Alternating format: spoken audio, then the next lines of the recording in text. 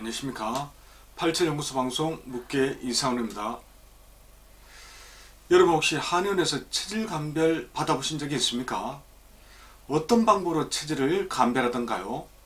여러 방법을 활용하고 있는데 아마 외형 망진, 성격 테스트, 음식 반응, 맥진, 오름 테스트, 엑스레이 장부 사진 등으로 하셨겠죠. 참고로 민간에서는 황당하지만 사주로 체질을 감별하는 경우도 있고요. 언급한 방법 중에서 팔체질 한의원에서 가장 많이 활용하고 있는 것은 권도원 선생이 창안한 팔체질 맥진법입니다. 근데 이러한 맥진을 활용한 체질 감별이 여러분들이 직접 해보는 자가진단보다 얼마나 더 정확할지 궁금하지 않습니까? 자, 일반인들이 가장 쉽게 해볼 수 있는 팔체질 자가진단법은 인터넷이나 책을 통해 설명된 8개 체질별 특징을 살펴보는 것입니다. 본인의 성격이나 외형을 대입해 본 후에 가장 유사하다고 생각되는 체질을 골라내면 됩니다. 아마 가장 쉽게 해볼 수 있는 방법이겠지요. 하지만 설명된 내용에 많은 오류가 있어서 체질을 잘못 판단할 가능성이 매우 높습니다. 자, 두 번째는 체질별 음식을 일일이 먹어보면서 그 반응으로 팔체질 자가진단을 해볼 수도 있습니다. 하지만 현재 몸의 한열 및 육기적 상태, 그리고 병증과 몸의 예민함에 따라 전혀 엉뚱한 결과가 도출될 수도 있습니다. 가령 양체질인데 장이 냉한 경우에는 체질에 이롭다는 잎채소나 해산물을 먹게 되면 오히려 변이 묽어지거나 설사가 날 수 있습니다. 이런 경우에는 오히려 음체질의 음식을 먹을 때 편안함을 느낄 수도 있습니다. 그래서 양체질임에도 음체질로 착각할 수 있는 것이죠. 자, 이번에는 팔체질 한의원의 맥진 체질 검사에 대해서 한번 알아보겠습니다. 일단 체질 진단이 거의 불가능한 사상학은 논외로 하겠습니다. 그런데 사상학보다 크게 진일보했다는 팔체질 한의원의 체질 감별 역시 결과가 모두 다를 정도로 제각각이어서 대혼란의 상황이 벌어지고 있습니다. 일반적으로 팔체질 한의원에서 체질 감별을 위해 가장 많이 활용하는 방법이 맥진입니다. 그런데 팔체질 맥진은 익히기가 어렵고 결과도 부정확합니다. 오죽하면 맥을 짚는 사람마다 다른 결과가 나오겠습니까? 그래서 맥진을 포기하고 약재 등을 활용한 오름 테스트, 설문지, 망진, 일반 맥진 등을 통해 체질을 감별하고자 하는 한의원도 많습니다. 하지만 이런 방법 역시 정확도가 많이 떨어져 동일한 사람을 두고 한의원마다 체질 감별 결과가 다르게 나오고 있습니다. 그래서 정확한 체질을 찾고자 한다면 결국은 권도원 선생이 창안한 팔체질 맥진을 끝없이 반복 연습에 고도로 숙련시킬 수밖에 없다고 주장하기도 합니다. 자, 그럼 좀 더 구체적으로 권도원 팔체질 의학의 문제점을 한번 살펴보겠습니다. 전통의학과 사상학의 한계를 극복했다는 권도원 선생이 창안한 팔체질 의학은 완벽할까요? 절대 그렇지 않습니다. 팔체질 의학이 사상학을 진일보시킨 위대한 체질학인 것은 분명합니다. 하지만 다른 학문이 그러하듯이 팔체질 의학 역시 이론적 허점이 곳곳에 눈에 띕니다. 그럴 수밖에 없는 이유가 많습니다.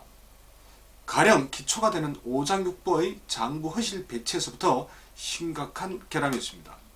이는 장부 허실 배치에 포함돼서는 안 될 심장을 넣어버린 것이 가장 큰 원인입니다. 이에 대해서는 다음 기회에 다시 다루도록 하겠습니다. 그리고 체질별 명칭에 부여된 금양, 금음, 목양, 모금이라고 할 때의 음과 양이라는 용어가 전통적인 의미의 음양과 아무 상관이 없다는 점을 지적하지 않을 수 없습니다. 이 밖에 8개의 체질에 대한 설명 역시 명확하게 구분되지 않습니다. 그러한 설명이 나올 수밖에 없는 논리적인, 필연적인 뒷받침이 제시되지 않았습니다. 그래서 반복해서 외우고 익혀도 온전히 이해하기 힘들다는 점도 문제입니다. 이는 장부 허실 배치에 오류가 있어 동양의학의 핵심 분야인 음양론, 장상학, 병인병기학 등을 적용할 수 없기 때문에 발생합니다. 그러므로 장부 허실 이론을 바로잡지 않는 이상 이 문제는 결코 해결될 수 없습니다.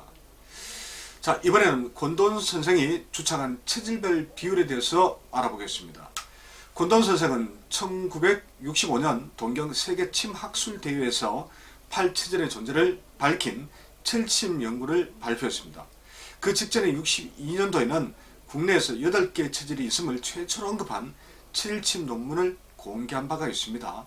그리고 팔체질 맥침법을 활용한 임상 결과를 토대로 체질별 비율을 다음과 같이 정리하였습니다. 즉 소음인 61%, 소양인 23%, 태음인 13%, 태양인 3%로 본 것이죠. 예. 자, 참고로 사상학에서는 태음인의 50%, 소양인은 30%, 소음인은 20%, 태양인은 거의 없다고 보고 있습니다. 자, 이렇게 곤돈 선생의 통계에서 드러난 사상학과 비교해 가장 큰 차이 중의 하나는 소음인의 비율을 매우 높게 보았다는 것입니다. 그리고 사상학에서 50%를 차지한다는 태음인의 비율을 13%밖에 보고 있지 않다는 점 역시 특이합니다. 또 하나 놓칠 수 없는 것이 사상학에서 거의 없다고 본 태양인을 3% 정도나마 인정했다는 점입니다. 하지만 여전히 태양인이 매우 소수라는 점은 변함이 없습니다. 자, 이런 체질별 비율에 과연 누가 동의할 수 있을까요? 곤돈 선생의 이론을 절대적으로 떠받드는 한의사들조차 결코 받아들이기 힘든 내용입니다. 그래서 이를 실제 체질 감별에 적용하는 사람은 아무도 없는 것으로 알고 있습니다.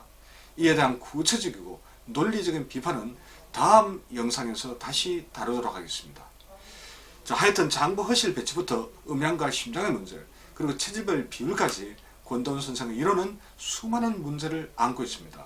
그래서 한의원 체질 검사는 물론 책과 논문 내용을 활용한 일반인들이 스스로 해보는 팔체질 자기 진단까지 그 어느 것 하나 명쾌하게 해소되지 않습니다.